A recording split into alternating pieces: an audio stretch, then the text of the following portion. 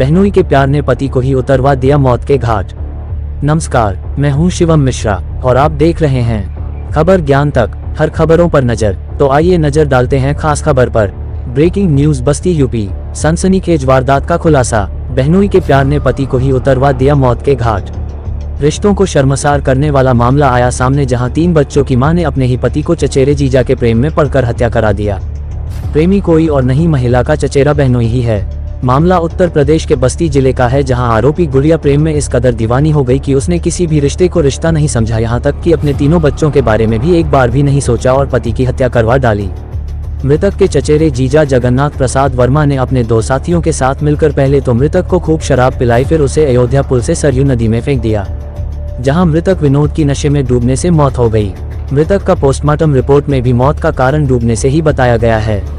मामला तब जाकर खुला जब चारों की शराब पीते पचवस ढाबे की सीसीटीवी फुटेज पुलिस के हत्थे लगी, जिसमें अभियुक्त जगन्नाथ, विमलेश, राजन मृतक विनोद के साथ शराब के नशे में कार में बैठते देखा, जिसके बाद पुलिस ने अभियुक्ता गुड़िया सहित उसके प्रेमी जगन्नाथ व हत्या में शामिल 2 अन्य विमलेश, राजन को गिरफ्तार कर जेल भेज दिया है।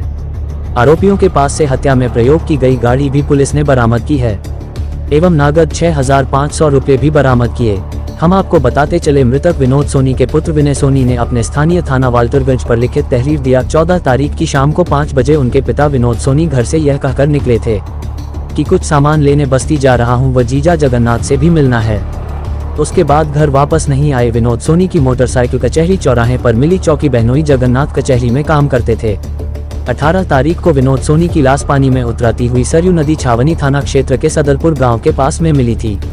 वहीं मृतक के भाई रह रहे हैं मुंबई में घर आए और उन्होंने थाना वाल्टरगंज पर लिखित तहरीर दिया कि मेरे भाई विनोद की पत्नी गुड़िया का नाजायज संबंध उसके जीजा जगन्नाथ से हैं और उन्होंने ही मिलकर मेरे भाई को मौत के घाट उतार कर अब सबूत मिटाने की कोशिश कर रहे हैं। इस आधार पर स्थानीय पुलिस एक कड़ी को जोड़ते हुए सर्विलांस टीम की मदद से विनोद सोनी के कातिलों तक पहुंच गई और जब पूछताछ करना शुरू किया तो विनोद सोनी के कातिलों ने जुर्म को कबूल किया। बस्ती एडिशनल एसपी दीपेंद्र नाथ चौधरी ने प्रेस कॉन्फ्रेंस कर किया हत्या का खुलासा।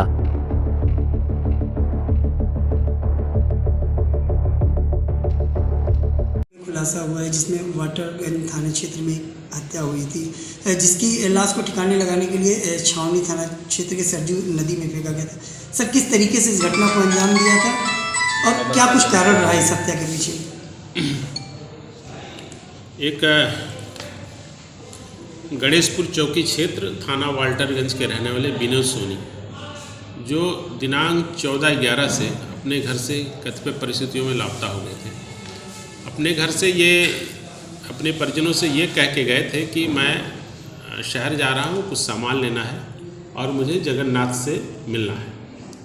लेकिन जब शहर ये पहुँचे तो थोड़ी देर बाद इनका मोबाइल स्विच ऑफ हो गया और इनके परिजनों से इनका संपर्क टूट गया। उसके पश्चात इनके परिजन इनकी तलाश करते रहे। दिनांक 15/11 को इनके बेटे द्वारा एक गुमशुदगी थाना वाल्टरगंज में दर्ज कराई गई। इस संबंध में हमारी टीमें थानाध्यक्ष वाल्टरगंज के नेतृत्व में और सीओ सदर के नेतृत्व में और सर्विलांस सेल का भी उसमें सहयोग रहा। इस व्यक्ति की तलाश करते रहे। 18 तारीख को थाना छावनी क्षेत्र में एक डेड बॉडी नदी में मिली थी और चूंकि मृतक के जेब में मोबाइल था और कुछ अन्य पेपर्स भी थे, उस मोबाइल के माध्यम से इनकी पहचान विनोद सोनी पुत्र जगदीश सोनी थाना वाल्टरगंज के रूप में हुई। जब इसमें विवेचना प्रारंभ हुई तो इनके परिजनों से भी बात हुई और जो भी अन्य साक्ष्य संकलित किए गए उससे यह तथ्य प्रकाश में आया कि मृतक विनोद सोनी की पत्नी के अवैध संबंध उसके बहनोई से थे।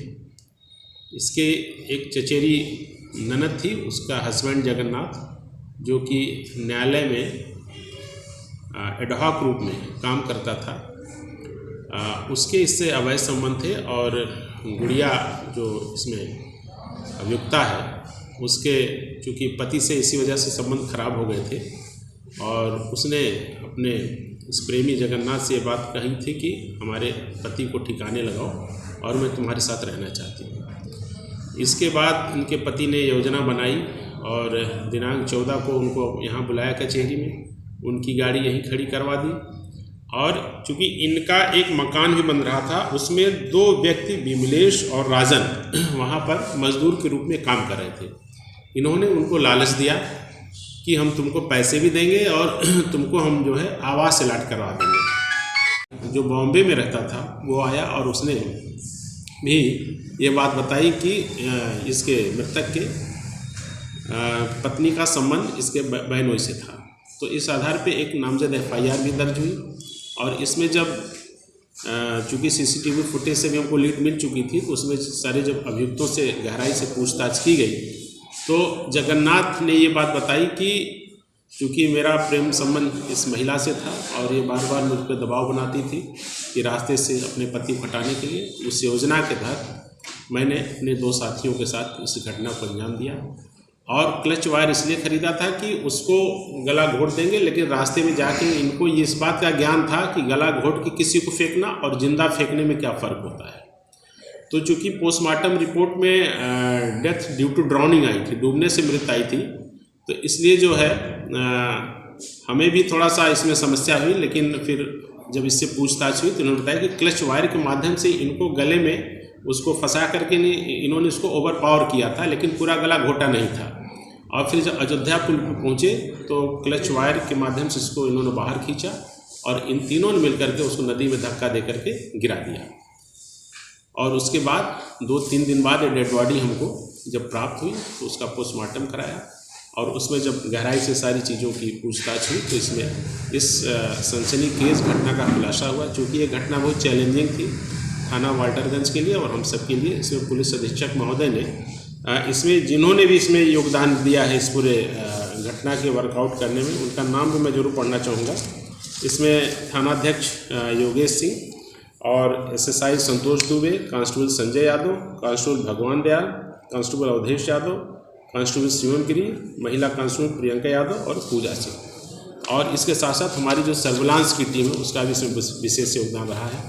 और CO सदर साहब का इसमें निर्देशन, उनका नेतृत्व भी इसमें विशेष रूप से रहा है।